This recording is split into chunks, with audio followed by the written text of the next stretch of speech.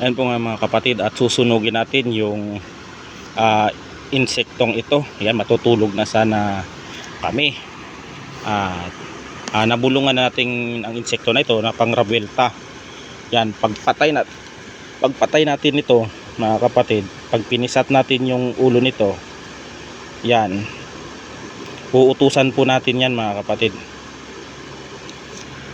Uutusan po natin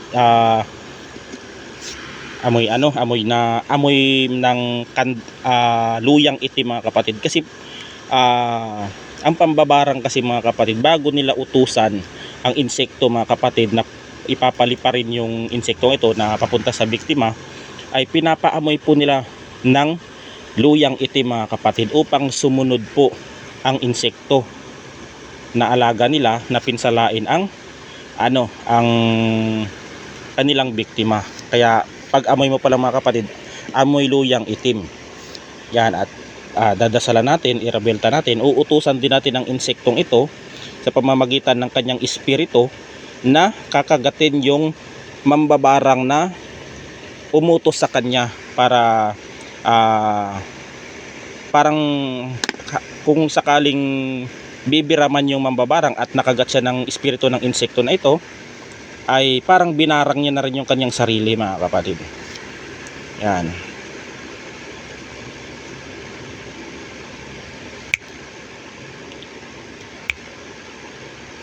Ay mga kapatid, susunugin natin ito. Habang sinusunog natin ay dadasalan natin at uutusan natin yung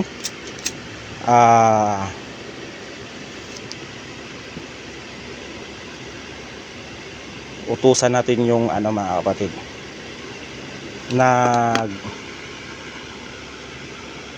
palipad yung insektong ito na nagpalipad sa kanya.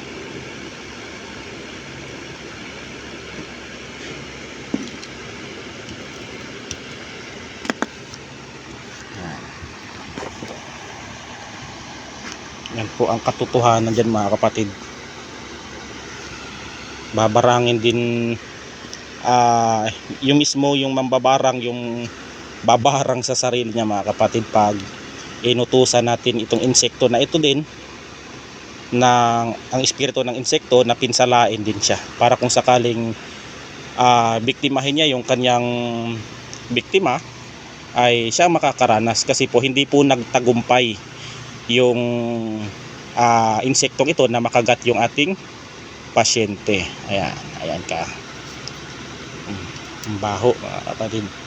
Basta po may sungay yung insekto, yan po ay pakawala ng mambabarang. Ayan, kita niyo yung sungay, dalawa. Yan, napakabaho mga kapatid. Talagang ito talaga isang utos ng isang mambabarang.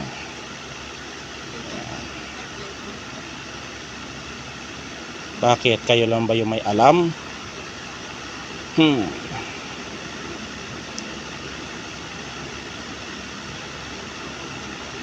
Huwag ninyo akong subukan, masisira ang buhay nyo.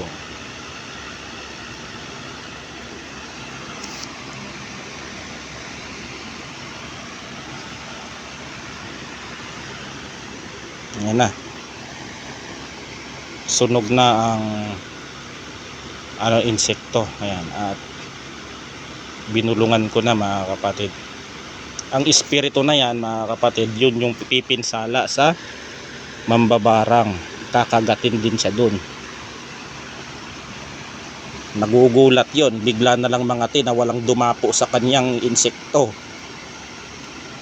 Aray ko po.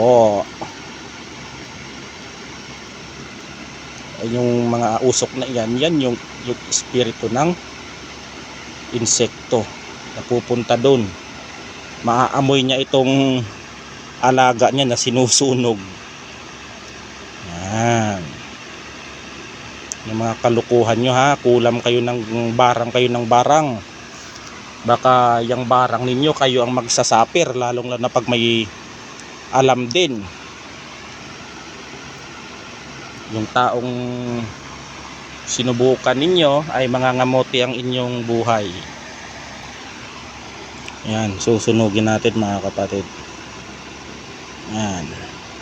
Yung susubukan ninyo yung manggagamot, na may alam din kung paano ibalik yung sumpa o sakit sa inyo, ay wag ninyong subukan mga kapatid. Lalong lalo na yung aral na manggagamot ay puro putian, ay masisira ang buhay ninyo. Paano pag inutusan ito na pumasok sa di natin maano, pag walang konsensya din yung manggagamot,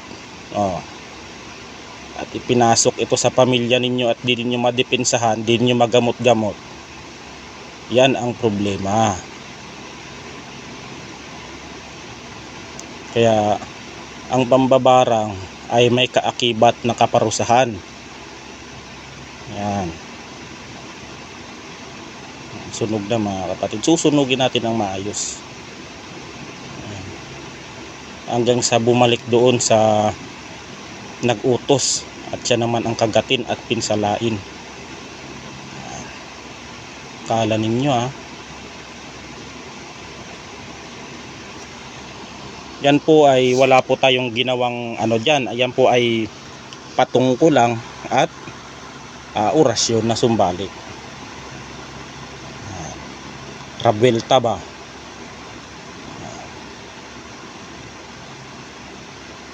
Kakamot ka ng wala kang kakamot ka talaga doon ng ano, ng hindi mo makuha.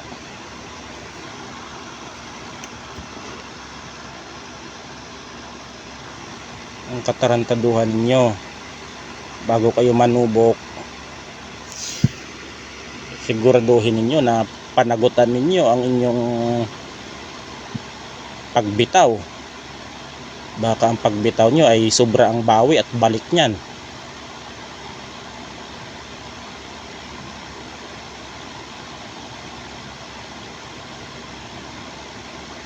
Tignan natin doon. Kundi mangitim yung pinagkagatan ng insekto na pinakawalan mo. Kahit sinong manggagamot yung paggamutan mo dyan, walang makakagamot nyan. Kundi yung taong manggagamot na nagpakawala o nagpabalik ng ginawa ninyo sa isang tao.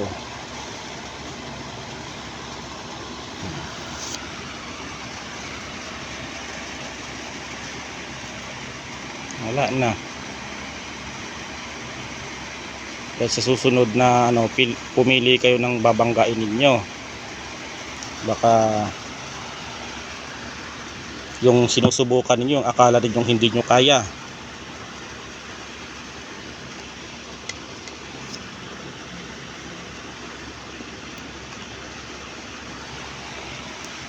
Yan naman mga kapatid, at hintayin na lang natin maupos yung kandila.